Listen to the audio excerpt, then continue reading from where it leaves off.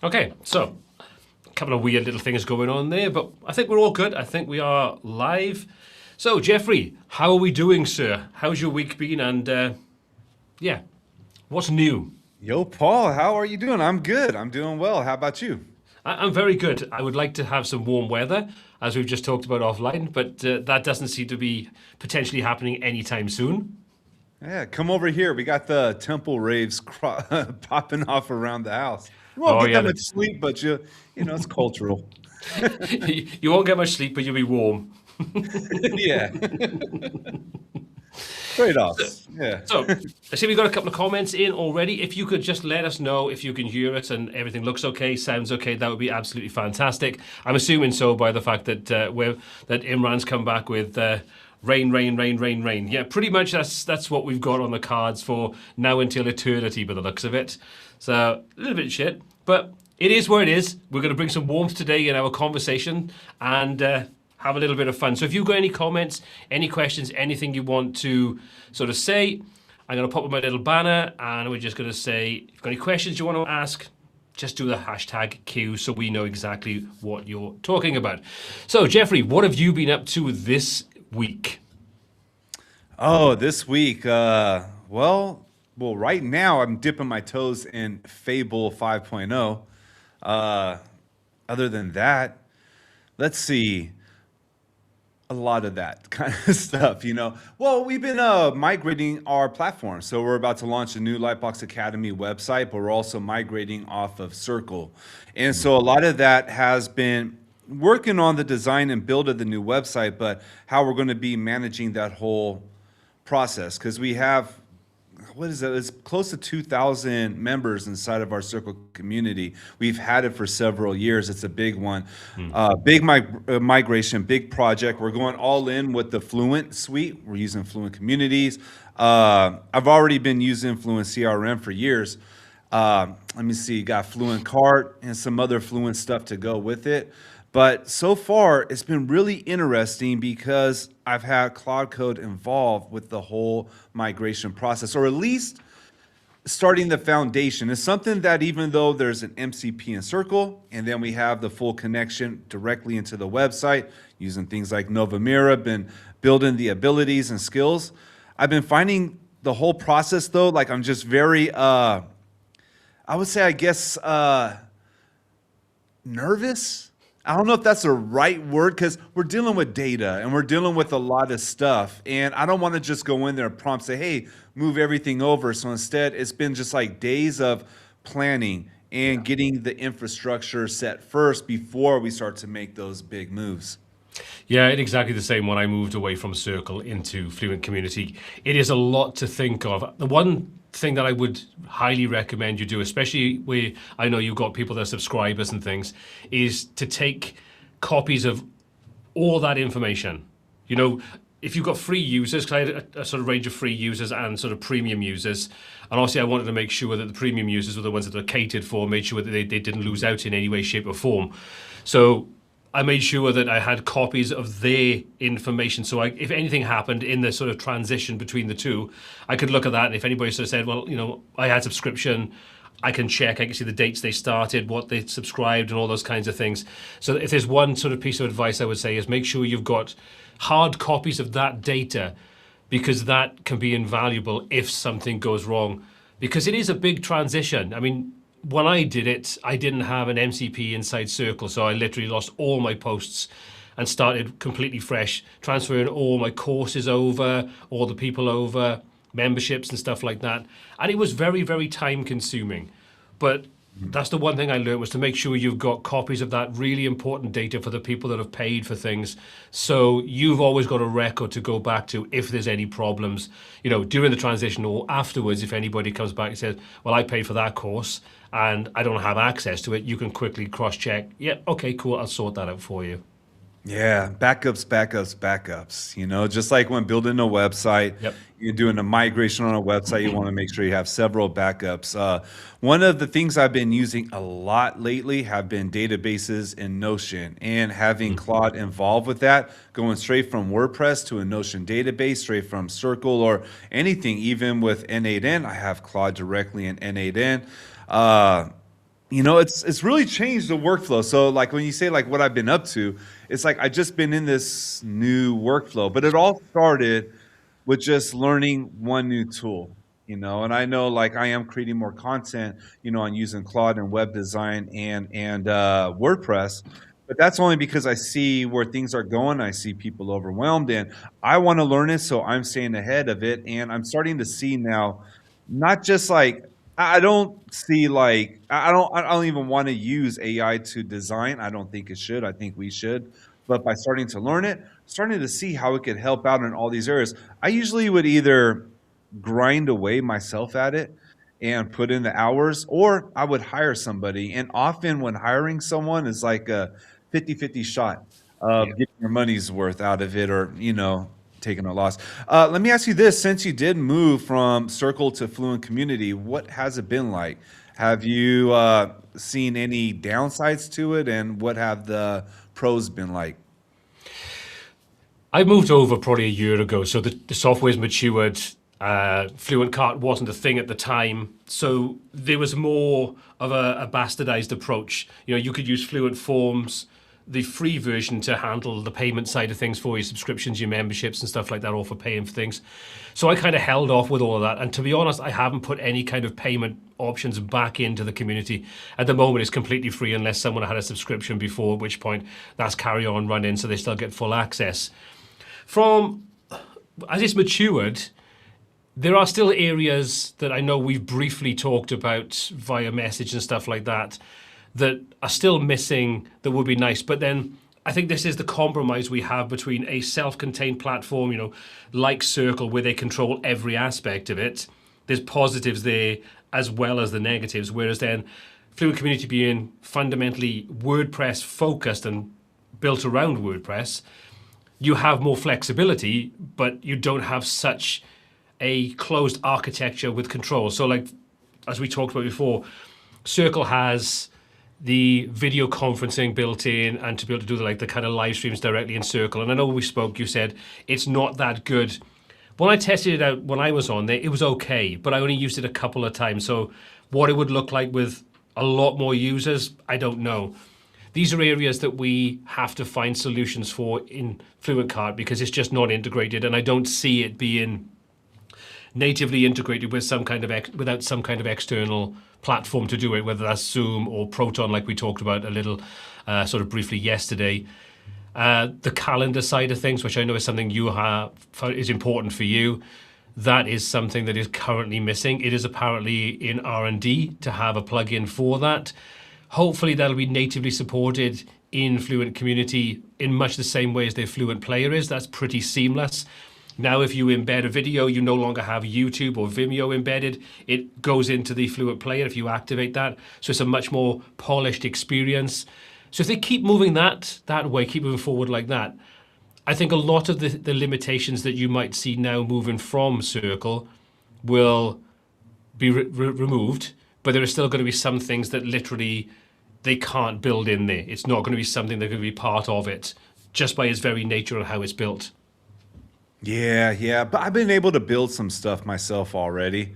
Like one of the useful features I like is the voice memo, just like what we have in Slack. And a lot of the times it's just so much faster to do a quick like voice memo. That way I could give more, I guess, like input and replies and thoughts. And yeah, Eddie, so sorry, man. You crushed it on the leaderboard, man. We actually had to stop the leaderboard recently. And just one of the downsides of Circle while we're moving away from it is they do, it's SaaS, and sometimes SaaS is good, but sometimes they get a bit greedy, and we're getting hit hard for APIs for videos and all this other stuff, so we had to slow it down. But just to share that the upgrades that I made and add-ons that I was able to do, I was able to recreate it. And what I found when working with Claude, doing some add-ons, creating like an add-on plugin for Fluent, is that it's been built friendly for that. Like, I've been hearing some stuff that let me see, Elementor, like they really don't want yet people to like start building stuff. Like they haven't really put out those dev blocks and the dev docs or anything, for others to build on. And I am getting reports and hearing from people who are making add-ons and trying to with the atomic elements. It's not so easy. They're finding issues. And even when I use Claude in there, I had to do workarounds just because the way things are built with it, where, which is understandable. It was built a long time ago, way before LLMs weren't even a thought. But just want to say that Fluent was built, friendly in a way with endpoints that make it easy to add to. Well, that's good to know. I mean, I've been a little bit sort of, I haven't wanted to go down that route just yet, connecting everything up. Just for the fact that because it's a live community, it's very easy. Yes, you can run backups and stuff, and obviously, you want to make sure you've got a solid backup plan in place for all these kinds of things. But it's exposing real world data and information about members. So I'm a little bit reticent about do anything like that while it's a live community. Yeah. See, I had the benefit where it's just nobody's in it right now. It's just, I could play around with it. Everything is containerized. So if it messes something up, it's like, just delete it, So yeah, fun. But at the same time, it's a little too fun. So it's taking longer to get done. I don't know if anybody could relate to that. The one thing I will say, though, when you do move over, because you are using Fluent CRM, you'll find that the connection between Fluent CRM and Fluent Community is a very nice connection. The tools do work very well together. I think when they also bring out Fluent Player Pro, which hopefully won't be too long, that opens up then all the statistics for your videos and things. So if you want to embed content from like Bunny CDN or self-host it, or those kinds of video sort of sharing locations, you get more control over and see exactly what's going on there, which I think is something we need when it comes to video. We want to see how people are responding to the content they watch in the full videos. Where do they drop off? The information we kind of see when it comes to YouTube and things like that. So I think you'll have a nice time. I think once you move over and you start to get into the swing of it, and it just takes a little bit of time to get into the flow of using Fluent Community, Fluent Cart, Fluent CRM. But once you get into that flow, I think you'll enjoy it because it's so much more flexible, and you do have access to all the marketing and all those kinds of things without having to pay like you do inside Circle. And the limitations that Circle imposes, I think, are a little bit unfair. It is all geared towards making you push up to those higher plans, which is sad because I think it alienates a lot of people. It was the first thing that pushed me away, is how key things are locked. I would rather see a limitation on the number of people you can have as members, so you can manage that, you can remove inactive members and so on, than having a open limit on that to a certain extent, but a hard limit on the features. I kind of feel that's a bit shitty. Oh, there's a lot going on. Last year was a stressful year for us. We're on a higher plan, paying a lot of money. And even though we are, they just made changes. It was the video encoding that got me, really. Because even though we're paying $2,000 a year for the business plan, all of a sudden they just added, okay, we're going to charge you for encoding, just out of the blue. That was going to be close to another $2,000. And it didn't make sense. And even when I reached out, it was like, they couldn't give me anything to justify what they were doing. You look at Vimeo, you get the same, you could get all that stuff in Vimeo for like a couple $100 a year, but they want to charge $2,000 for that on top of it. So, it's very stressful. And that's the thing. Like, I think third-party platforms are good in certain ways, and I chose to go with Circle back in the day because it was going to save time. It was built, and it was, time. I value time. Time is money. And I weighed the two, like, do I build it myself? At the time, I think we had like Buddy Press or something. And, I decided to go with Circle. I had a better user experience. It's going to save a lot of time. But then, it grows. They make business decisions, which I do not find ethical. There's a lot of other ones that they did as well. There's a lot of technical issues that they do not disclose. To me, that was wrong. And we had some security. We had a security issue one time, and they could not give any information. And I felt like, how am I going to protect our community if I can't trust the company behind it? So that's the one thing I'm looking forward to going, and having our own self-hosted platform. And this is kind of like going on like the title of the live stream, like the future of WordPress. This is one of those things where WordPress is just super, super valuable. We have that ecosystem where we can have that option to own our own code. We could own our own platform. We self-host it, it's ours. And we don't have another company that's doing what we don't know to it without disclosing anything, raising whatever price, doing whatever they want to do. And we don't get that really anywhere else. And I know right now we have more opportunities and stuff with AI. But, even though I know we could build a circle lookalike with Claude, especially now that we got Fable 5.0, not sure how good that's going to be quite yet. But I wouldn't do it. I wouldn't do it. Like, that's just too risky. There's no way I'm going to do that. I'm going to stay where it is safe and protect, my community, the people in it, their data, and make sure I got something that is tried and true.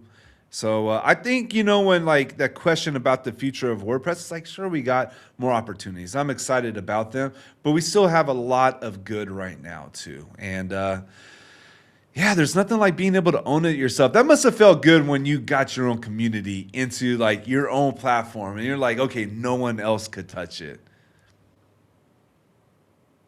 Uh-oh, I can't hear you. Is that mine? No, that was me. I muted my microphone. Yeah, there's a lot to be said for being able to manage that data that you've got, especially when it comes to users. And I think this highlights one of the key messages that I think both you and I have talked about in videos, in live streams and so on, about AI and how, yes, it is getting so much more powerful and you can do a lot more with it. Take the design out of it, because I think that's very subjective. Some people like what it can produce and other people think it's junk.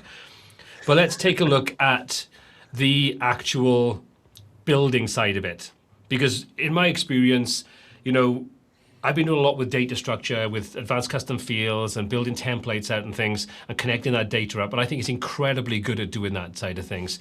So yes, you could absolutely create something like, a circle type community. If you had enough time and enough credit, you could probably build it. But, and this is where the big problem for me lies with a lot of what's being put out there, that data, that security, unless you know what you're doing, then you are potentially opening up other people's data to all forms of dodgy individuals, shall we say. But the problem is the buck stops at you. So you can't turn around in court if someone pulled you up, you got sued, and they go, "Oh, well, I used Claude Code to do it, so I vibe coded it." It's like, yeah, I could care less. The onus is on you to make sure that security is in place and data breaches are not something that are made easy. So this is, again, one of those things that I struggle with when we see so much of the content that's put out there. I think it's incredibly useful, and I think if you are someone that understands the code, it can make you exponentially more efficient. But you still need someone reviewing that code for security. And I know that people go like, but you can get Claude and you can get Codex and stuff to self-audit the code. We all know that the data that it's pulling is coming from public sources like Stack Overflow and things like that. So some of the data that's actually been trained on is the incorrect data. It's the wrong way of doing things. So when it goes like, yeah, that looks perfectly fine, there's no problem with that code, is it referencing 100% accurate data, or is it referencing data that isn't 100% accurate, and therefore you are seeing holes and issues with that code that's not being highlighted, but you're being told it's fine? We all know hallucinations are there. We all know that you can, it's been proven once over the last couple of months where one guy sort of said, how many rocks should I eat each day? And whatever AI tool it was come back and said, well, scientifically it's proven you should be eating at least one rock per day in your diet. And it's like, that's probably not going to do me a lot of good. But there were other more serious ones as well. But they kind of get played down in favor of the glamour that surrounds AI. It's the same with video. I mean, I think what you can do on things like Dance 2.0, some of that stuff you see is incredible. Some of it falls into the totally uncanny valley. But it's still, once you start to see movement and things like that, and this is the same thing that I spotted in companies like, Disney and stuff like that when they produce it. None of it looks 100% real. So you can spot it. And it doesn't matter how good it is, you're still spotting those same things. Why? Because the data is being trained on, the video is being trained on and stuff like that. It brings in those inherent inconsistencies or problems or whatever. I mean, what do you think about that? I mean, how safe do you feel about the code that's being generated by, whether it's Fable, whether it's Claude Code, whether it's Codex, or any other kind of code-based LLM? I think you got to know what you're doing to do it. It's like even going back to the Dance 2.0 and how good it looks, but still you can spot some things. It comes down to the person who's actually creating the video. Same thing if they're creating a web app. How good are they at it? A good example that I heard, it was the Primadin, another YouTube channel I watch a lot, the Prime.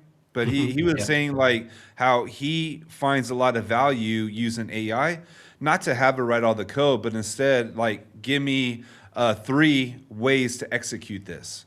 And then it'll give 3 different avenues to go in. Because, and I know myself when I'm trying to go a direction, I'm trying to fix something, I'm going in one way, but there could be another way that's even better. So having that be able to give you different directions, and you can see, this one, I didn't think of that. This, and then the brain, the thought process that comes through experience and expertise could see a play now 2, 3, 4, 5 moves ahead. So I think it takes somebody like that. Like if somebody has some development experience and they understand what they're doing and they've been doing this for a while, then they will have more, I guess, skills when it comes to using it to create something that is safe versus somebody who does not know. And even in WordPress, like you look at a WordPress newbie. Oh, sorry. Just want to say, you put it like, I remember being a WordPress newbie. I had no idea what I was doing. I threw all kinds of plugins on there. And I showed you that screenshot this week, how to create a Claude or an Elementor website by Claude by an AI bro. And they had like 5 Elementor add-ons, and like, we know because we've had that experience already, doing it. But if you have 0 experience in, development and what that all looks like, then yeah, you're just opening up a huge can of liability issues. It's because you're using it as an assistant. You're not using it as the developer. Do you know what I mean? It's like we've talked about this, I think, before, where if you were using something like Nova Mira, for example, and you're building out, let's just go back to like using ACF and templates and stuff like that. If you had no idea what you're doing, and this is a really simple example, one of the things that AI generally tends to do if you connect it up to a page builder like, like Bricks or something like that, is it will create the HTML version of whatever it is you're asking, whether it's a section or a page or something, and you ask it then to put it into Bricks as an example, and it will just drop in the HTML element and then just dump all the HTML in there. Or it'll dump it into the HTML section of a particular page, post, whatever. Because if you looked at that, the end result that someone would see would be exactly the same as using all the correct elements and your classes and your variables and things. But if you don't know what to look for, and the end result looks identical between the two, how do you identify good practice versus bad practice? Because you have the experience of working with those tools to understand this is not the right way of doing it. The result might look good, but the way you're doing it is the wrong way of doing it. So with your experience and your knowledge and understanding, you then go back to the AI tool and say, look, this is how we do it from this point on. You use my variables. Please list those out to me so I can see you understand them. We want to use Bricks elements. We want to make sure that you're using the variables in the right places. You're not putting that into the CSS code blocks. Yeah. And then you create instructions for tools like Nova Mira, or you create your sort of your MD files, whatever. All that comes from experience, knowledge, and understanding of how the systems work. So you're using the AI as a tool to speed up the process, and you are fault finding and checking and error checking in between. Whereas someone that doesn't understand that will ultimately just accept the first end result because it looks good on screen, move on, and then they potentially build out a whole raft of future problems. I think this is exactly the same, and probably expedited if you are using this to create plugins and things like that, where you actually get it to do code and you literally just don't understand, you're taking it. Even using the 3-shot rule, like you're saying there, give me 3 examples of how to approach this. All 3 of those could be problems if you don't know what you're looking for. You know? Yeah. And I think that this is the message that is so often ignored completely in these videos that are created, because it's much more exciting to show the quick end result. As we said before, it's like you can build a $10,000 website in 5 minutes using so-and-so AI tool. This is how you do it. The video's 10 minutes long, so that's already 5 minutes bullshit. And but even then, all they do is go, right, now you've built the hero section, now you can go and build the rest of your site and sell this for $10,000. Well, if it's that easy, build the whole website and then go and get a client to pay 10 grand for it. Yeah. You know, it's like saying you go and buy yourself an old car, polish it, and you can sell that for 20 grand. Now go and do it. It's like, well, it ain't that easy, is it? You know, what if the car underneath doesn't work? But it looks pretty. Yeah, yeah. They're talking about selling a template for $10,000, really, you know. But yeah, it's one of the reasons why I'm doing what I'm doing right now, you know, because just got to keep it real. It doesn't go that way. Last night in a live stream, somebody had a very interesting comment, something I totally agree with. They said they would just never want, I guess I'm going to rephrase it, but it was like, I don't want to live in a world where AI is designing my website, something along that line. And I was like, exactly. I 1000% agree. AI is not supposed to be the designer of the website. Like, it'll get you somewhere, it'll get you a starting point, but then we come in and we go in through it, you know, very meticulously. We go in and we make sure first the foundation underneath the hood, all that stuff is done right, catch it when it's doing something wrong, and then we shape it and design it ourselves. It's just different. You know, it's different now. Instead of going like in Elementor and just clicking, you know, you could do that and create a really nice website. You go inside of Bricks and refine the CSS framework and start to like really get that dialed in and create a really nice website. Now we just have a different way. But the thing is, all of them take work in order to get it to a professional level, something that will really help a business, you know. But yeah, man, yeah. I'm still kind of something that's been on my mind that I've been seeing too, because I am getting more negative comments now. The more adding AI into the workflow, you know, without listening to the content, just automatically going after it, and that is getting mad at AI design. And I was like, yeah, the design, you know, it's reused over and over and over. We're seeing it. But then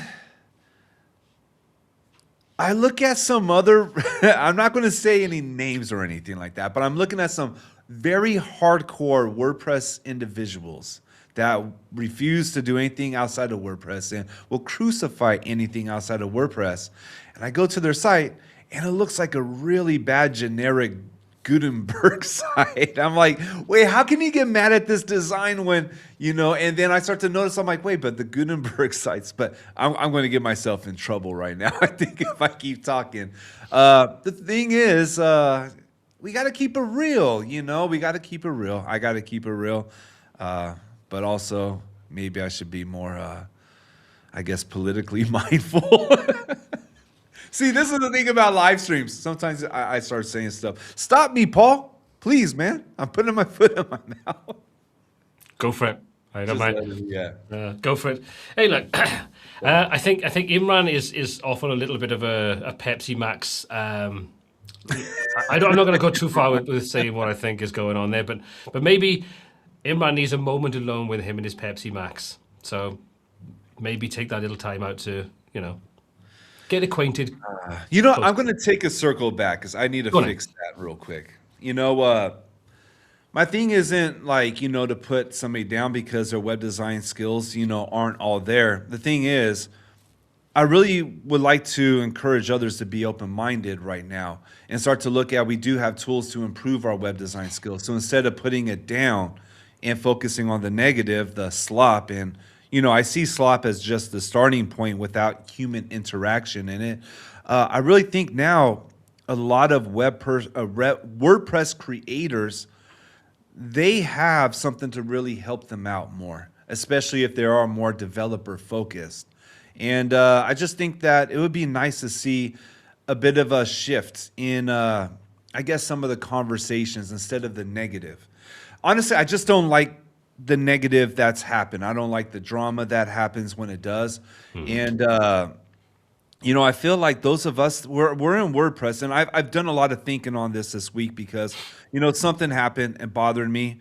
I'm not going to go into specifics on it, but it got me stepping back and kind of looking at WordPress and all, in our communities. And I've told you before, I stepped out of Facebook and social media because I just didn't want to be in the negativity and the drama that comes along what's been happening. And, this week it got me like reflecting that our community and the WordPress community is so big that we have a lot of us who are just passionate about certain things, our own individual things. Some is core, some is design, some is page builders.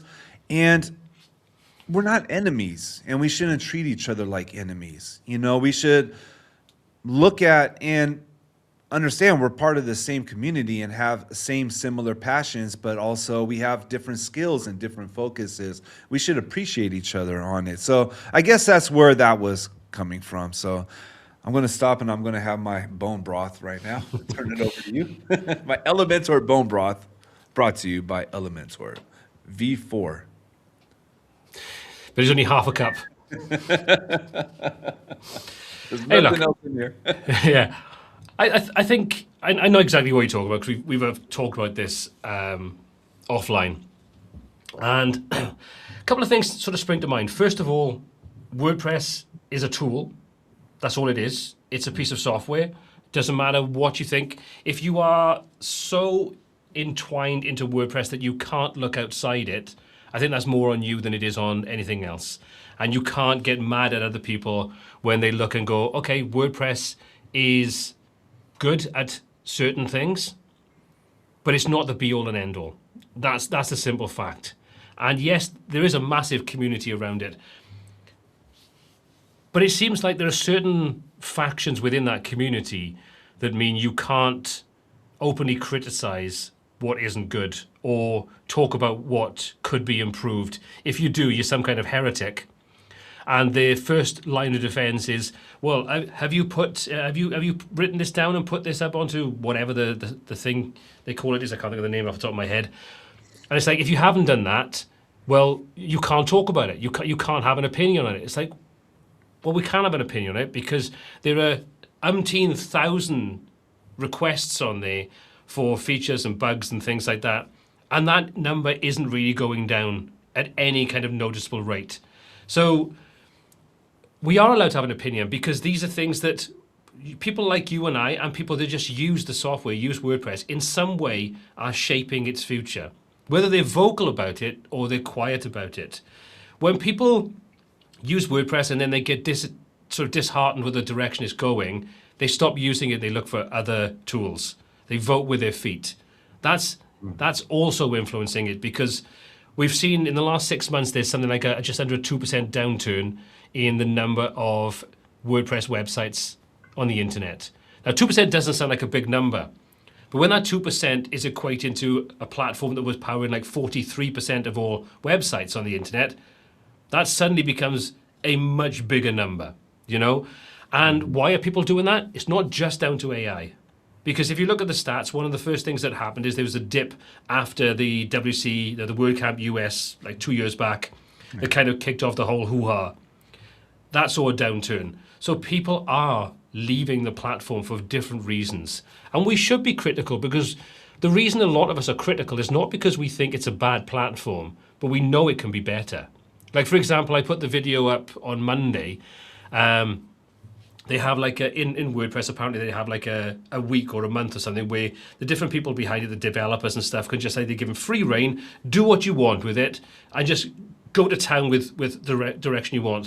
And I put a video up on Monday from a couple of developers that had reimagined how the dashboard in WordPress could operate, and it was much more focused on the actual user than it is right now. It was much more integrated. It felt bit more polished. Wasn't perfect. Still room for improvement, as with all these things. But then you get comments, oh, what's the point in putting this out? It's never going to be in there. It's like, because if we talk about these things and we raise awareness and more people see it and more people get behind it and go, we'd love to see it, there is a better chance that those changes in some way, shape or form will become part of it. Or someone like those developers go, look, people want this. It's not going to go into core. Let's create a plugin or a way in which you can inject this into it, and we can make this a reality. You know, we've got some really talented people in WordPress and surrounding WordPress. Like the people behind Ollie, for example. What they're doing there, like Dave McAllister and so on, or say Mike McAllister, they're doing a lot of really cool things. And they've had some of their really good work stopped because of work from the people in WordPress. And that's sad. Because these are people that have a vision for where WordPress can go.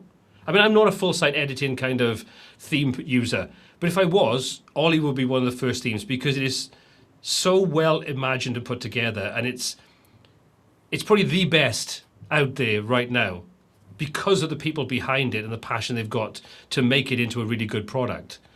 And I think WordPress is just painfully slow.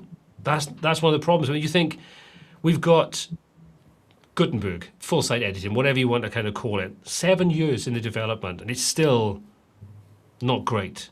There's still more people won't use it than will use it. Any other business that was doing this for a financial gain would have stopped and pulled this out and said, this is not working. Let's just pull the plug on it and let's just look at an alternative way of moving forward. Let's just take that out completely, put it back to something simpler, or just streamline it, make it simple. Forget the full site editing, for example.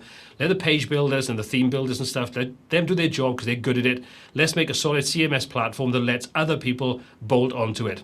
The whole point of WordPress has always been the sort of themes and plugins around it to expand it beyond. So I don't understand why they didn't take that approach. But I've kind of like digressed a little bit there.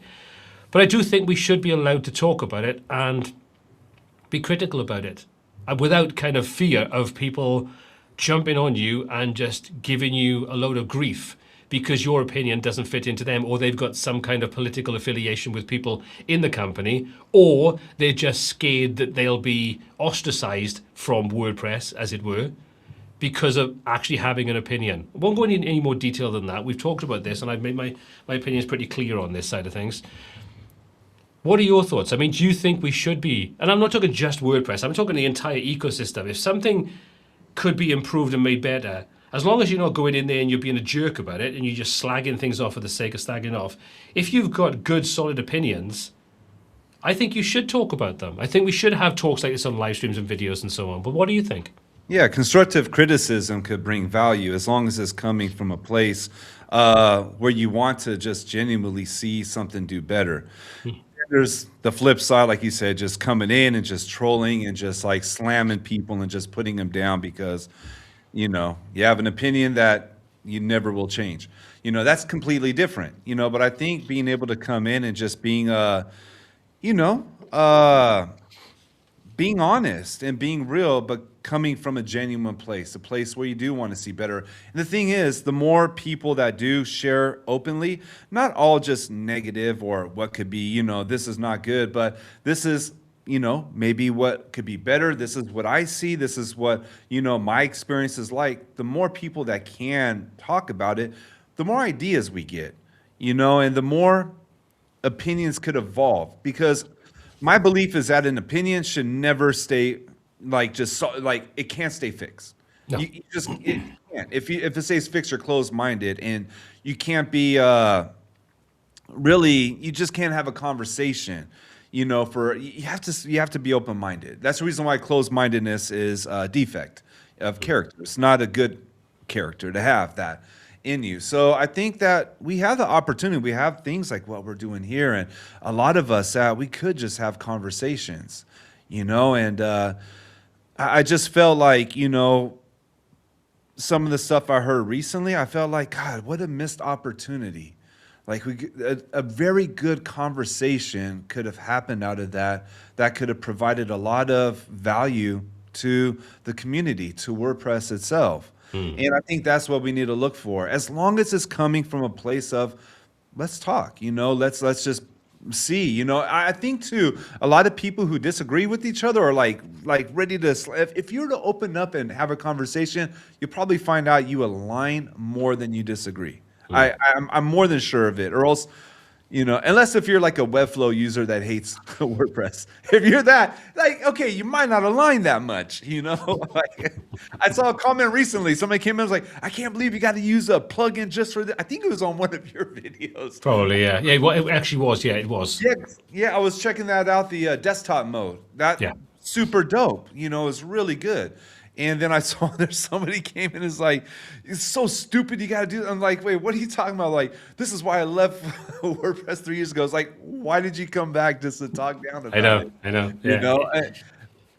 So we're not doing that. We're in this camp, We're just like kind of doing our own different things in this. And I think we should open it up more for dialogue, open discussions, and, not stand up here and knock people down.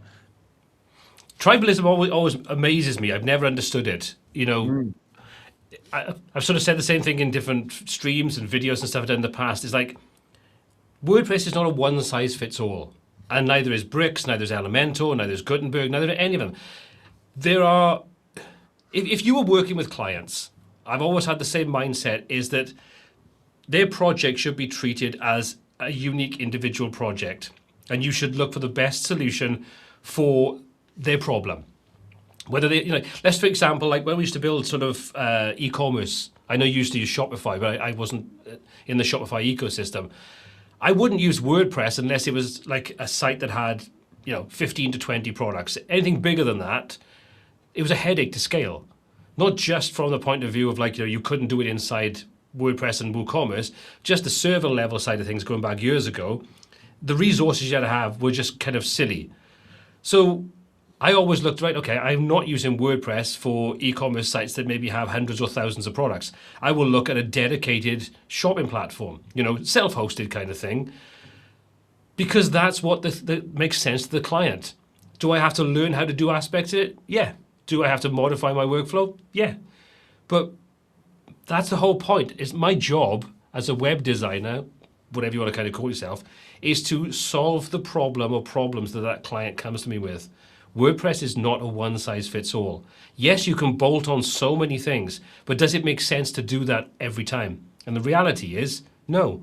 Because how many times have you installed a bunch of plugins to get something to work and then realize one update screws the entire site up?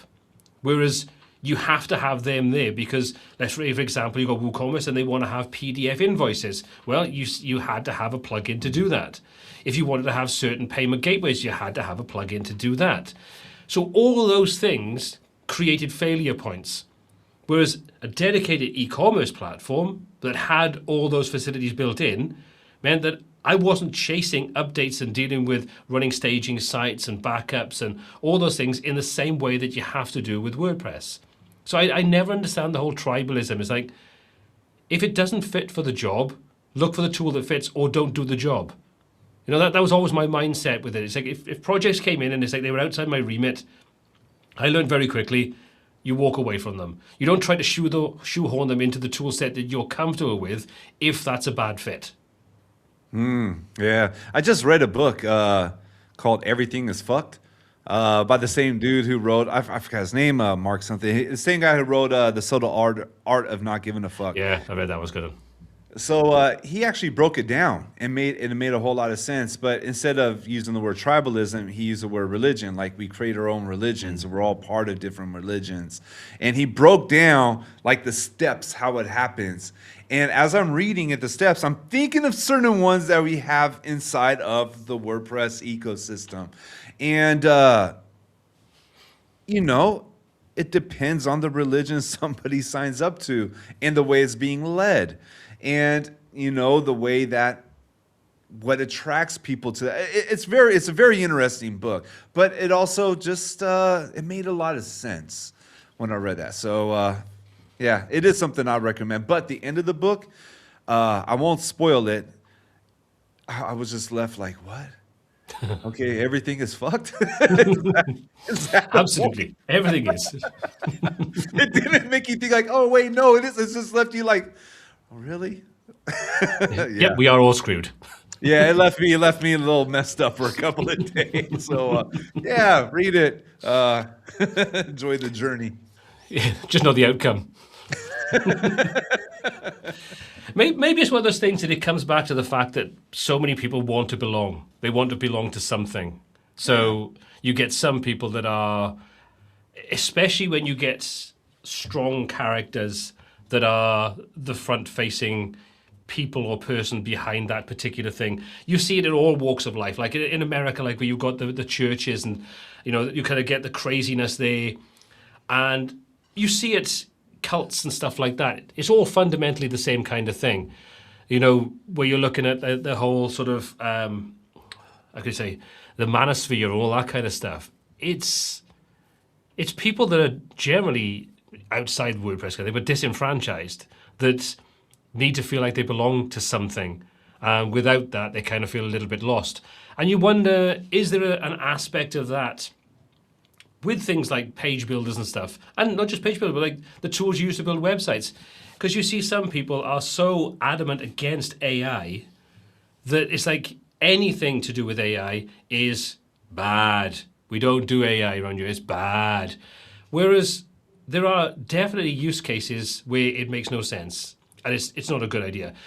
But the other thing that kind of sprung to mind when you were saying, going back a couple of conversations back, is that the people that are sort of like hating on AI and hating on the content that people like you and I and stuff like that create that includes AI in some form, they were probably the same people that would shout about using templates, then using page builders. Historically, if you kind of look over the last maybe 10, 15, even 20 years of the internet, there's always been ways of which you can templatize design, and therefore you ended up with lots and lots of designs that all look the same. And people are going like, but all AI designs are going to end up looking the same because it's trained on the same data set. Of course it will. But then so many design, I'm not saying, like I said, I'm not saying AI design is better or worse. I'm just saying it's a thing to think about.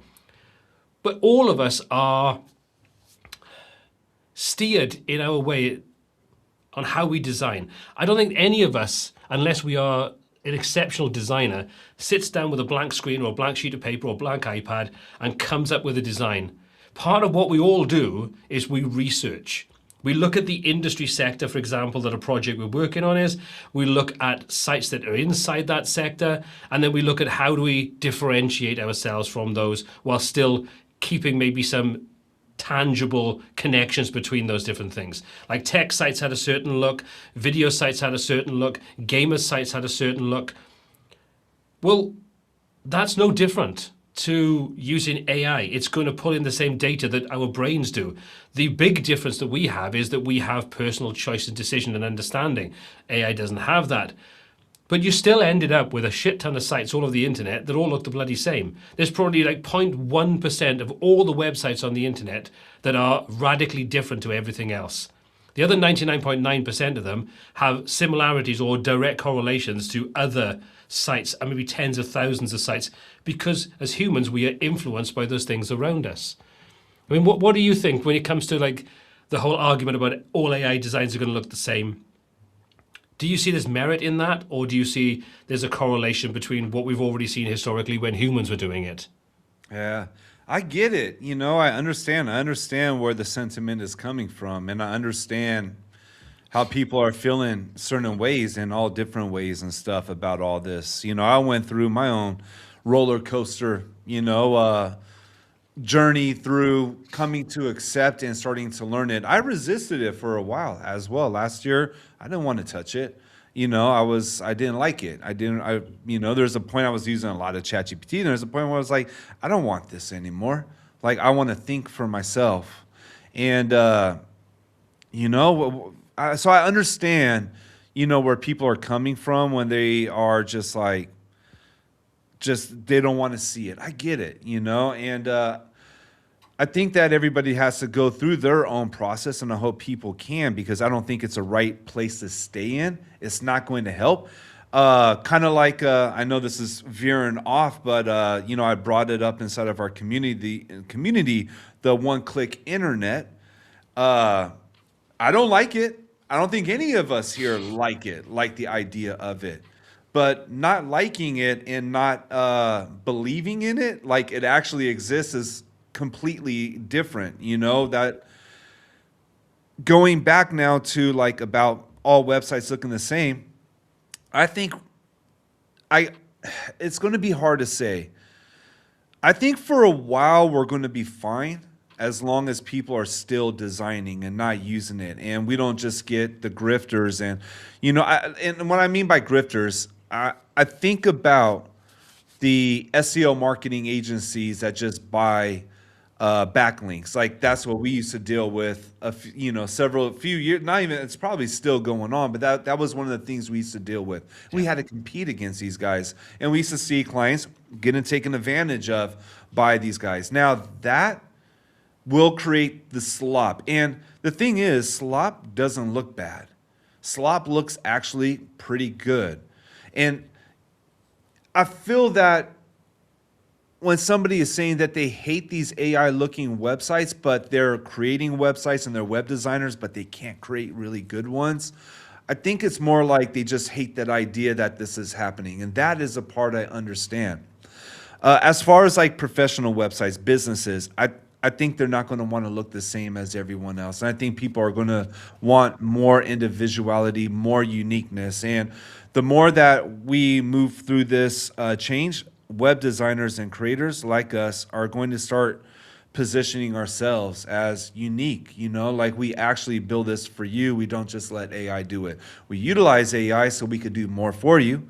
We could get better results, but at the same time, we are designers, and we're going to make sure there's a human touch to this. And for a while, I think we'll be fine. The part that worries me, and this part I have no idea about, I don't think anybody really knows what's going to happen in 10 years from now when new web designers are coming up and they don't want to touch Figma. They don't want to touch WordPress. They don't want to touch anything. They just want to prompt their way to the website. That's the part that concerns me, because learning how to first do mockups in Photoshop, because that's where I started, and then moved on to SketchUp, then moved into Figma. And even at times when we didn't need to do a mockup, I still did it because that taught me.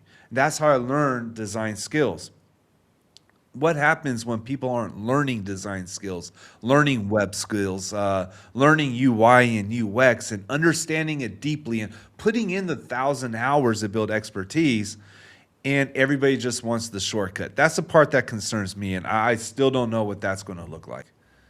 But that's saying that we're going to have websites in 10 years' time in the way that we know them, because if we have the zero-click internet, which is what Google AI is basically bringing, once you get to the point of people thinking there's no point in me creating content anymore because all that's happening is AI is scraping my content and it's not crediting me and it's not bringing any links or clicks through to me, so what's the point of me doing it? What's going to happen then? Are we going to see the need for the internet, or as in websites, or are we going to literally see the dead internet that we've kind of hypothesized over for X number of time, where effectively AI just eats itself? It's like a carbon copy of a carbon copy of a carbon copy that degrades every time, and therefore we just get the same sterile answers back time after time after time, with no incentive for people like you and I, or content creators or thought leaders or anything like that, to actually put content out there, because they won't get found. They'll just get summarized. Are we actually going to see websites in that future, that dystopian future? That's the thing that scares me the most. I'm lucky. I'm getting close to the point of where I don't need to do this as a job anymore. I can retire and just go right. I walk away from it. So I don't have to worry about that shit. Yes. But I feel for the new guys. I feel for the young ones right but are now. we going to have those young guys? Yes, sure they can come in. They can prompt their way to websites. But are we going to see a fundamental entire shift from the internet that we know it to a completely different type of information architecture where we don't have humans? Or what you have is you have these closed communities where people are kind of like forums, for example. Like we used to have forums years ago. I used to love forums because it was so much better than the shit we see on social media where the algorithm chooses what you see. That was a case of chronological. Someone answered a question, it popped up to the top, everything made sense. Are we going to see things like that where you start to see closed environments, communities and groups and things that don't want to get scraped, but they still want to have the ability to have a human connection and talk? And we get like we used to have the Music Underground years ago, where if you couldn't get a record deal, you had a massive underground of smaller bands self-financing and doing things. And then when they became mainstream, nobody wanted to listen to them because they'd sold out. But it all went underground. And I think the same thing goes with a lot of different things that the humans do. Are we going to see something similar with the internet where it goes underground and therefore the AI can basically eat its own tail, but the humans are doing their own thing away from the AI for the people that are actually interested in that side of things as opposed to just like your general consumer? Because I put a video up yesterday, which is on my phone. There was like Blackstone Cherry have changed their tour dates. So I was like, oh, let's have a little look. They've added some extra dates. Let's have a little look, see if there's any dates that are interesting on there. And the site was a banner ad at the top, a banner ad at the bottom. Every paragraph had a massive advert in there. And literally, you had a window about this big to read. And I scrolled through it, and I just did a video of it and put it up and saying, if this is the reason why AI search is going to be adopted by so many people, because if all you're going to do is go to a news site or any site that is governed by ads and it's just enshittified beyond belief, you can understand why people go, I just want the AI answer to that. What dates are they doing? Cool, there's a list of dates. I don't have to wade through that shit and get really annoyed and can't close ads. And you read in this little bit and then a bigger ad pops up, so your text just jumps up there or jumps down there, and it's like, I literally can't read this because you are shoving ads everywhere through it. You know, two big topics there, I think, and one that I think we've got 4 minutes to talk about. No, but this is the thing that I think we have to think about. Are we going to have an internet in 10 years the way that we know it? Yeah, there's no telling right now. You know, there's obviously a lot of things that have been broken for a while, and nobody knows. The smartest people on this planet don't know. You know, like a couple weeks ago, I was out doing my walk, listening to a podcast, and they had the former engineer from Google, somebody who like created like, I don't know, Google Translator, some of the big Google features that we all use right now. I think Google Meet he created, and he's a scientist. And his view was just like, you know, he saw the 10-year future, no more colleges, everything agentic, it's all turned over to AI and improves humanity. And he laid out the steps that it was going to take. And I'm like, holy shit, dude, this is going to happen. This dude's a scientist who built all this stuff in Google. He must know. Same exact podcast, next session, next episode, complete opposite. Gary Vee is an actual business owner. And other than NFTs, he's been spot on his entire career. His view is completely opposite. Like, dude, we're hiring more people because now we see we got these tools, but we need the people. People need people, and that's not going to change. And then just got me thinking, I'm like, nobody knows. Nope. Doesn't matter how smart you are. I'm listening to a lot of people, and I'm taking it all with, I guess, trying to hear other people's perspectives. Like Naval, I really love listening to him. He does a lot of really good podcasts. I saw one with him the other day, with also the founder of Vercel, and just some really interesting stuff. And really, we're hearing from the people who are thinking about this, and that's where I think is a good place to start. You know, it's not to get all caught up in the AI hype. OpenClaw, this came out. You know, Fable 5 dropped. Now we got to try all these things. That kind of hype right there is the overwhelming stuff and ridiculous stuff. But it's like kind of staying involved, I would say, almost on like the news in a way of what's happening with these changes, I think is important for us. Like right now, what just happened with Google. Google is like what, requesting, like going to sell like $850 billion of shares. This is a big for us because there's a lot of things happening we don't know right now. There's things with the bubble. There is a bubble, but as far as are people going to keep paying for it, or are people going to revolt and say, I'm just going to go to DuckDuckGo, and all of a sudden we see everybody go underground.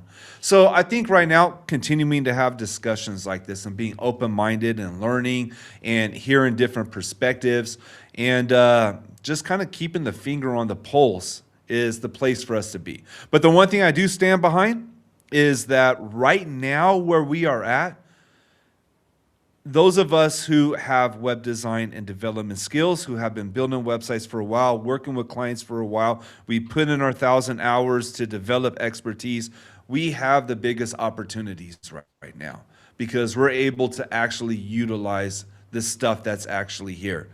We're able to make a big difference with it inside of our projects and our own business.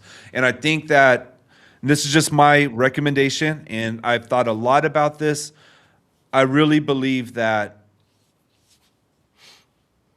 we should not waste this opportunity because if I know if I were to waste this opportunity and still resist it, put my head in the sand and just ignore it, that I'll regret it in a few years from now because then it'll be too late. But right now, learn how to use it inside of the web design business, in the web design workflow, do more for clients, learn how you can start to reposition, repivot, and guide clients through these changes because we're going through it as web designers and web creators and developers. Clients are going through it as business owners. And, there's never not going to be business owners. There might even be more business owners in the future, the way the economy is looking. Yeah, true. The one thing that doesn't get talked about a lot, though, when we kind of have conversations is, and the one thing I think a lot of people sort of are not necessarily thinking about is, I don't think we're going to have these $20 ChatGPT, Claude AI plans for very long. I think these are like gateway drugs. Those companies are burning through so much money. And if you've watched any kind of content, you'll know that the investment, like for example, that Microsoft made into OpenAI, several billion, I think it was, that wasn't real money. That was Azure credit, basically. So their whole way of working, and they've done this historically in the past, is they invest those credits into the company to get those companies onto the Azure platform in much the same ways we talked about right back at the beginning. When you're locked into a closed platform, it's much, much more difficult to move away from it.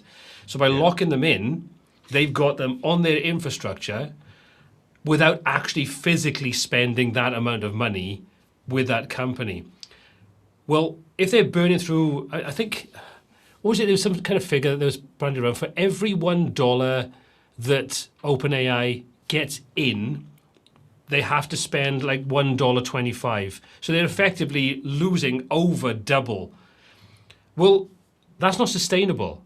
They're burning through so much money. And then you've got companies, again, this is stuff I've been watching, you've got a company that, I think it was HubSpot or one of those kinds of companies, they set out their 12-month budget for AI coding.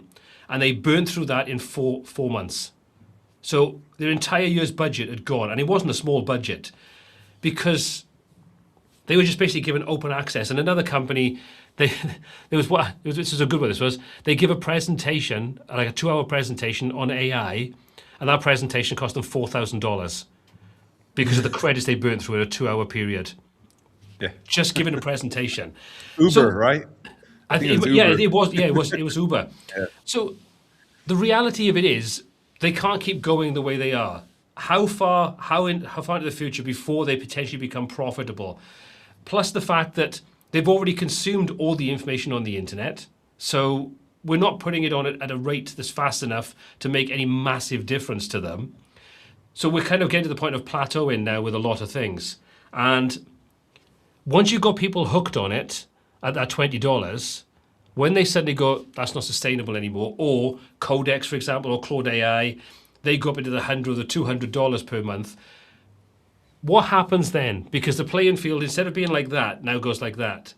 So those people that maybe are less likely to Photoshop years ago, people pirated Photoshop to learn how to use Photoshop. And then when they got into a career in graphic design, web design, whatever, they had the skills in Photoshop and they would have legitimate copies. That was the way it kind of worked. So you got people hooked on that platform and it became the industry standard because of that, should we say, cracking the software and making it so easily available. This is going to be fundamentally the same kind of thing. But if they take that $20 thing away, we don't have local LLMs that are anywhere near powerful enough to be able to compete with things like, like Fable, Codex and stuff like that. What happens then? Do we find that now, instead of everybody getting access basically for that amount of money, we now only get a very small percentage of people using it and the rest don't? Therefore, the adoption rate suddenly drops considerably and what is actually being put out there drops considerably, which then has a massive effect upon the economy of AI.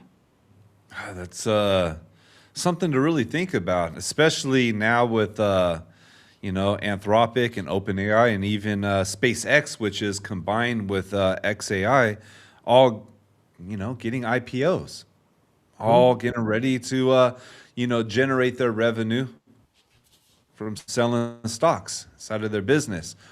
It's going to be really interesting to see what happens when, if people actually buy all the stocks, because the amount they want to raise is something we've never seen before inside of the stock market. And yeah, we might all have Chinese models on our Macs. I don't know. It'll be interesting. But I did, right before the call, spin up something with Fable 5. Told it to rebuild my agency website, which hasn't been updated in such a long time. Brochure website, and it ate up 275,000 credits in that one prompt. And I'm on the $100 a month plan, and that killed 41% of my hourly session, of the 5-hour session. So, and that's just the beginning, that's one prompt. So it's going to be interesting. I definitely think things will change. So, yeah, that's why I want to keep discussing this. I want to keep looking. I mean, I think anybody that's interested in the AI space, in whatever format you are, I think you really need to look at both sides of the picture. I think we'll kind of round things up here with this because I know the time difference between the two of us.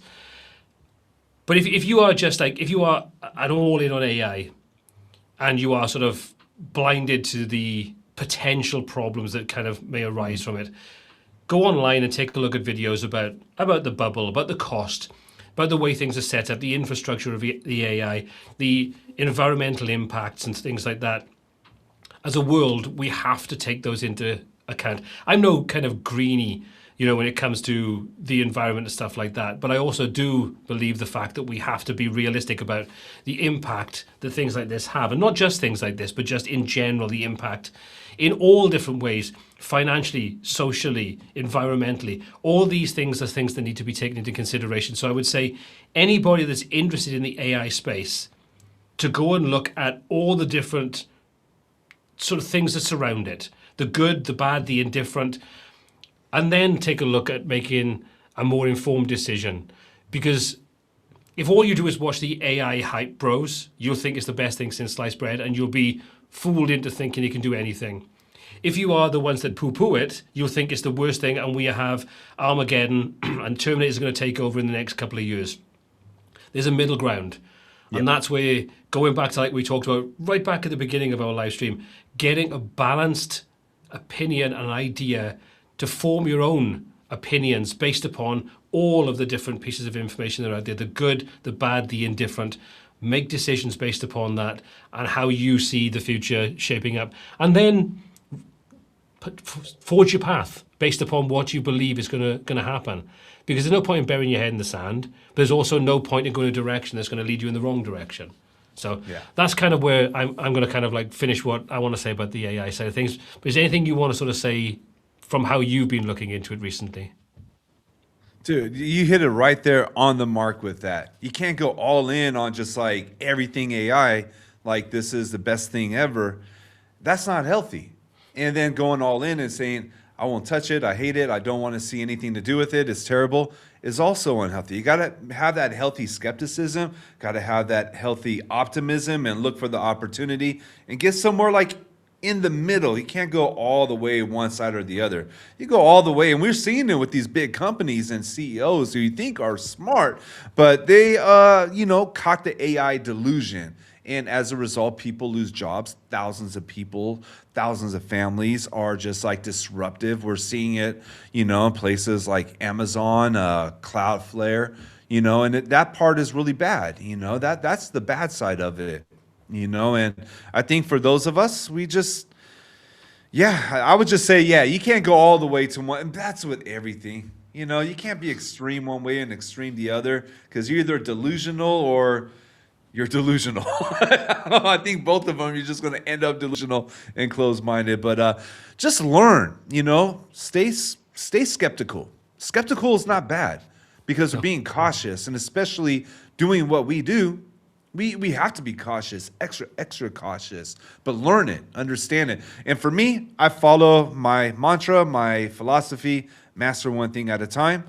I chose, to add to my stack because I already mastered a lot of things in web design.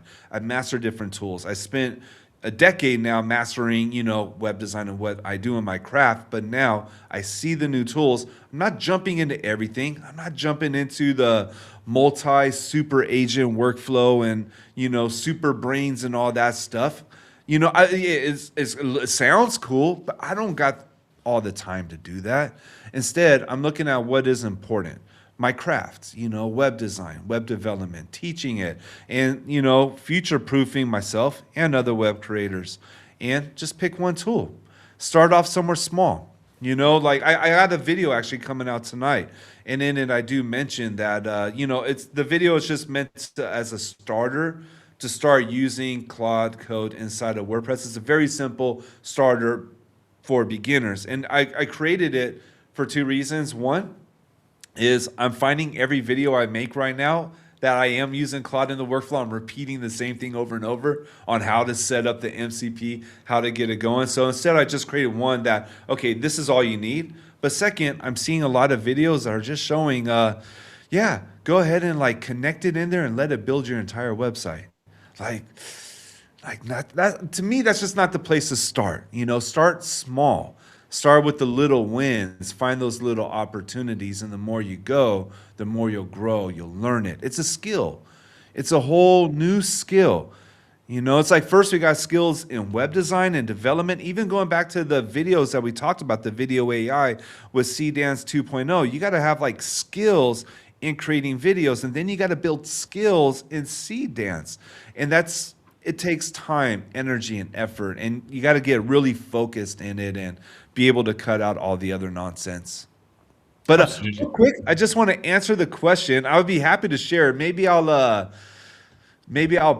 upload it to Hostinger later. But they asked what I get for one prompt. It's a lot better than my current website. Let's just say that. Like, it came out a lot better. I'd be happy to share. I'll share it in the community. So look, all you got to do is go to Lightbox community. It's easy to find. We now have a free space. We do have a paid community, but it's only $5 a month. That's just to make sure that we're keeping everything safe. We're putting up the guardrails, but we do got a free space where I am sharing some stuff. So you could go ahead and check that out, and I'll share in there later on, either tonight or tomorrow, what I got out of that one prompt and what it was like. Awesome. So I'm looking forward to seeing what it looks like as well. We can do a screen share right now if you got time. No. Well, I would say let's leave it this time. Let's leave it this time. But give you a chance to sort of experiment more with it. But look, as always, I want to say thank you for joining in, doing today's live stream. It's always good fun to have a conversation like this, and I think the number of comments and the feedback and things we've got in the comment section kind of enforces the fact that this is a kind of conversation that needs to happen, and it's great to get your opinion, my opinion, and everybody else's in the chat's opinion. And if you're watching this on the replay, be sure to drop your thoughts and opinions on any of the points that we've raised in today's live stream in the comment section down below, because we do read them and try to respond to them as often as possible. So thanks again, Jeffrey, for being part of today's video. Hopefully in 2 more weeks, we'll come back and do another one with some more topics, because things are changing so fast that these conversations basically have themselves, which is cool.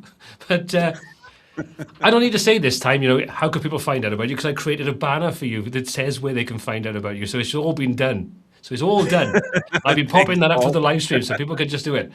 So as always, Jeffrey, have a fantastic rest of your day. Everybody in the chat section, enjoy the rest of your day. Stay safe, stay informed, and be sure to let us know what you think. Have a good one. Thanks, Paul. Thank you, everyone. So glad to be here.